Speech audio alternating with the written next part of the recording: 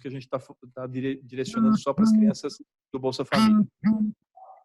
Tá, obrigado. Vou passar a palavra agora ao vereador Natalino, depois vai falar a vereadora Yasmin, e quem mais quiser falar, levanta a mão para eu saber, para poder identificar. Tá bem? Natalino, está com a palavra. Muito bem, presidente. Eu quero cumprimentar o senhor prefeito, o senhor secretário municipal de saúde, doutor Sérgio Henrique, também a doutora Alcimar. E já na cumprimentação, eu quero estender também os meus cumprimentos aos demais integrantes aí da Comissão de Saúde, que é o doutor Carlotto, o doutor Paulo Piculin, doutor Guilherme Trícoli, doutor Mário Ramos, e também o enfermeiro técnico Eduardo, que são pessoas realmente que estão aí na linha de frente que a gente tem acompanhado, está de uma forma brilhantemente aí se integrando, colocando integralmente realmente sobre essa questão da pandemia e também realmente as demais áreas que realmente a população procura. Eu vou, na minha introdução, senhor prefeito e secretário, eu quero aqui já lhe adiantar e dizer com muita claridade, o prefeito governa uma população com um povo, né? Dentro do meu entendimento, a saúde tem tudo a ver com a economia, né? Porque se a economia ela começa a ter quebradeira, ela tem uma ruptura, obviamente, as consequências na área da saúde tendem a aumentar e tendem a complicar, e é o que nós estamos vivendo. Ninguém cresce perdendo. Eu tenho esse entendimento, tá?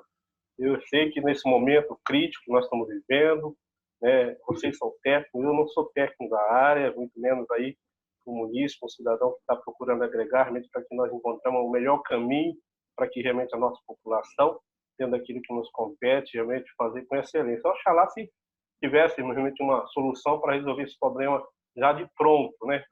Mas, por outro lado, eu quero aqui já, agora, entrar nos meus questionamentos, prefeito. Foi feito um protocolo através da equipe de urgência e emergência do município, que atua na área da saúde, solicitando ao senhor prefeito, né, a clemência aí para que amplie a insalubridade de 20% para 40%.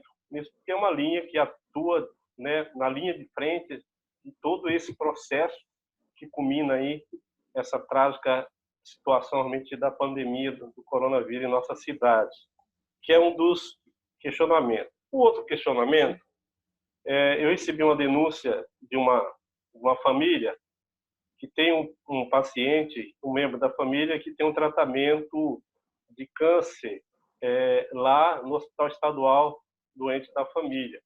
E que eles realmente, de fato, estão sabendo, e segundo essa pessoa, é uma pessoa que tem uma formação, por isso que eu digo e compartilho aqui com os demais colegas, com o senhor, com o secretário, até para averiguar se isso procede. Que, sendo o Hospital Estadual referência do Covid-19, está sendo tratado esses direcionados realmente desse vírus para o estadual dentro da mesma ala de queimados e também que está sendo tratado o câncer. Tá? A outra pergunta também, o senhor realmente já adiantou para nós que o senhor vai dar continuidade àquilo que o próprio governador Dória já, né, nos disse aí da continuidade do decreto até o dia 10. Haverá flexibilidade em algum segmento, a exemplo da própria igreja aí na nossa cidade, mesmo colocando algumas regras, eu vejo que existem algumas alternativas de com que realmente o município poderia exigir o uso da máscara, de álcool gel, para que realmente a população realmente é isso realmente que tem nos procurado, assim como os demais colegas que eu tenho acompanhado e visto aí, e dizer para o senhor não está aceitando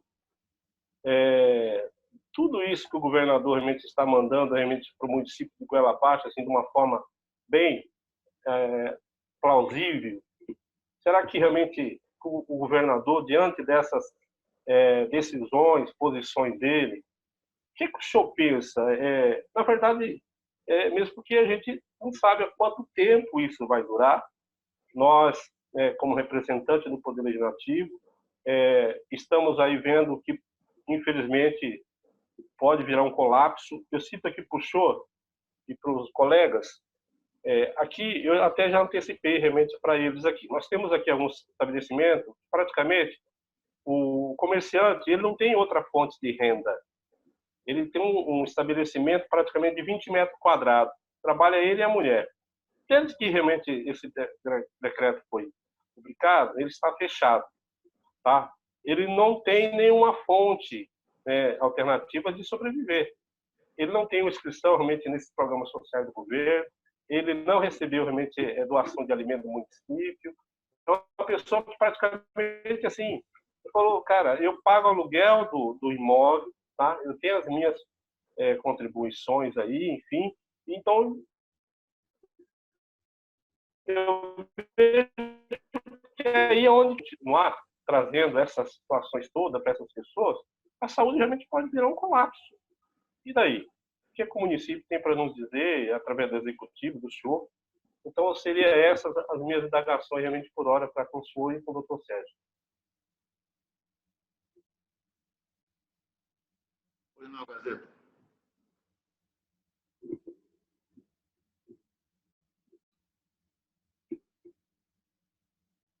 Gazeta está sem som.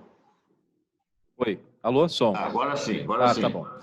Então, vamos só... Eu vou falar primeiro, depois o Sérgio pode complementar. Vou falar a respeito da questão da flexibilização, porque eu acho que esse é um tema importante para todos nós. Tá? Nesse momento em Bauru, nada está proibido de funcionar. Tá? É bom que as pessoas tenham essa informação. Tudo pode funcionar, desde que você tenha uma regra diferenciada para fazer esse funcionamento. Digo isso porque todo aquele estabelecimento que recebe pessoas, esses não podem funcionar do modelo convencional, recebendo as pessoas. Mas ele pode funcionar de outra forma. Ele pode vender pela internet, ele pode vender pelo telefone, entregar na porta do estabelecimento, outros podem até entregar no balcão, como é o caso dos restaurantes, né? Então, existem fórmulas das pessoas poderem se adaptar a esse momento que nós estamos vivendo, né? É um momento só, a gente tem que entender que nós estamos vivendo um momento que todo mundo vai precisar fazer uma espécie de sacrifício, mas ninguém está privado do seu trabalho. Todos podem trabalhar, claro que de uma outra possibilidade de trabalho, principalmente nessa fase. Tá? 2, isso não é uma questão do governador, eu queria que vocês entendessem isso, porque a fala de vocês para a sociedade também é fundamental. E se a gente falar alguma coisa fora do contexto, a gente provoca uma certa histeria na população. Isso é uma definição que foi feita lá atrás pelo governo federal. O governo federal editou uma lei específica para combate à pandemia, né, que depois eu posso até passar o número da lei aqui, por favor, o pessoal que está vendo aqui me passa depois o número da lei. A partir dessa lei do governo federal, ele edita um decreto definindo quais são as atividades que devem funcionar, as atividades essenciais que o governo federal define quais são aquelas que podem funcionar no modelo que a gente funciona até hoje, né, de aberto à população, que é supermercados, farmácias, padarias, enfim, o governo federal define a regra. O governo do estado, e não é só o governo paulista, todos os governos estaduais seguem a regra do governo federal e também editam uma ação, um decreto de pandemia, né, e de quarentena, também definindo aquilo que é serviços essenciais. Os dois decretos, eles não se chocam, eles são complementares, inclusive. O que os prefeitos têm que fazer, e são obrigados a fazer, é apenas seguir a recomendação tanto do governo federal como do governo do estado. O que o presidente fala é dissonante àquilo que ele escreve. Ele escreve uma coisa e outra, né? Então, aqui nós estamos só cumprindo uma definição que vem da esfera federal, passa pela estadual, e o que o governador Dória faz é apenas estender a quarentena por conta da questão epidemiológica do estado. E nós aqui temos que seguir também esse modelo, entendeu? Então, eu queria que vocês entendessem isso, que não é uma questão de confronto ao estado, de aceitar o que eles estão fazendo ou não. É uma questão de legislação hierárquica. É um modelo... Pode falar, Natalino. Mas, prefeito, o que eu quero dizer para o senhor é o seguinte, é que, na verdade, até realmente já adiantei também para os colegas aí, na minha fala anterior, preliminar, é que tem uma família que mora em Foz do Iguaçu, que, segundo eles lá, o comércio está funcionando. Quer dizer, aí foi realmente falado para mim que é um outro estado. Mas, assim, se realmente é uma lei federal, por que todos os estados, realmente todos os governadores não acatarem, entendeu? Então, de qualquer maneira, é uma pressão realmente que vem para nós e que a gente está realmente colocando para o show. E a gente, de fato, eu sempre tenho falado que a gente vai seguir aquilo que realmente está determinado aí através realmente da lei do qual o senhor implementar aí pelo município. Tá, eu vou passar depois a palavra para o Alcimar, mas deixa eu só complementar aqui. Ó. A lei federal, é a 13.979, que essa foi editada pelo governo federal para o combate à pandemia. Depois ele vem com um decreto, que é o 10.282, que define os serviços essenciais, o governo federal. E o governo do estado emite o decreto, que é o 64881, que estabelece a quarentena. Tem estados que não decretaram a quarentena. O estado de São Paulo decretou, né? Ou tem estados que flexibilizaram a quarentena. O governo federal só ditou uma regra macro. E os governos estaduais, de acordo com a sua situação epidemiológica, definem aquilo que é melhor no contexto estadual. São Paulo é uma das áreas mais críticas do ponto de vista de infestação do vírus, né? E por isso que as regras aqui são mais rígidas. Outros estados nem tanto, né? Outros já perderam o controle, né? Você pegar o Ceará, se você pegar Manaus, né? E são capitais que estão passando, Manaus está passando um apuro, né? Que o processo de estouro, né? do sistema hospitalar da cidade entrou em colapso, né? Então, eu só queria que vocês entendessem isso. Com relação às igrejas, não tem como flexibilizar, a gente já tentou ver vários instrumentos, cidades que pudessem ter feito isso, todas que tomaram qualquer definição do contexto de flexibilizar para acontecer cultos, as igrejas podem permanecer abertas, tá? Eu queria deixar bem claro para vocês isso. Podem receber fiéis, podem receber as pessoas que frequentam a igreja, mas não pode ter aglomeração, ou quer dizer, culto e nem missa, né? Nesse momento, apenas nesse momento. E as cidades que flexibilizaram isso, no outro dia ou no mesmo dia, o Ministério Público entrou com a ação e o juiz mandou fechar. Então não adianta a gente pensar aqui e tentar fazer coisa diferente disso, porque nós vamos sofrer, como já sofremos um revés com relação a cabeleireiros, manicures. O Estado não entrou com ação contra a gente, né, mas nós seguimos a orientação da Procuradoria-Geral do Estado. Alcimar queria falar. Não, Alcimar. Boa tarde. Não, seria só para esclarecer, vereador, essa questão aí da competência mesmo para legislar, né? O STF, inclusive na semana passada, o pleno do STF, do Supremo Tribunal Federal, ele deu uma decisão falando da competência dos estados e municípios para regulamentar a quarentena lá estabelecida pela lei federal, né?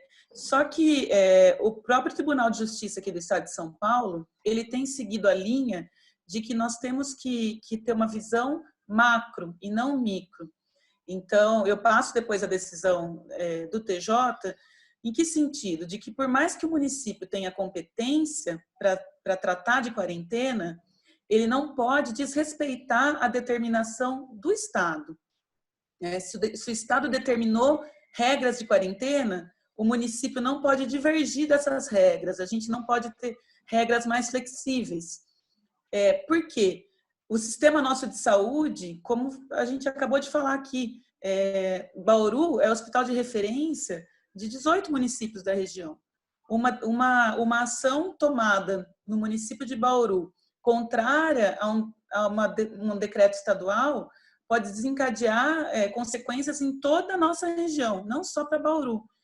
E no sentido de que seja cumprida a quarentena, o Ministério Público do Estado soltou um aviso, publicado em Diário Oficial, inclusive, Ministério Público do Estado, determinando a todos os promotores, respeitada a independência funcional, né, significa que pode ser que algum promotor tenha um entendimento diverso, mas é um aviso para que todos permaneçam vigilantes no cumprimento da quarentena determinada pelo Estado. Então, a liberdade aí do município nessas decisões, ela acaba sendo muito relativa, né? A gente acaba tendo que se sujeitar para o Estado. O prefeito poderia fazer um decreto diferente, liberar a quarentena? Poderia soltar um decreto dessa forma.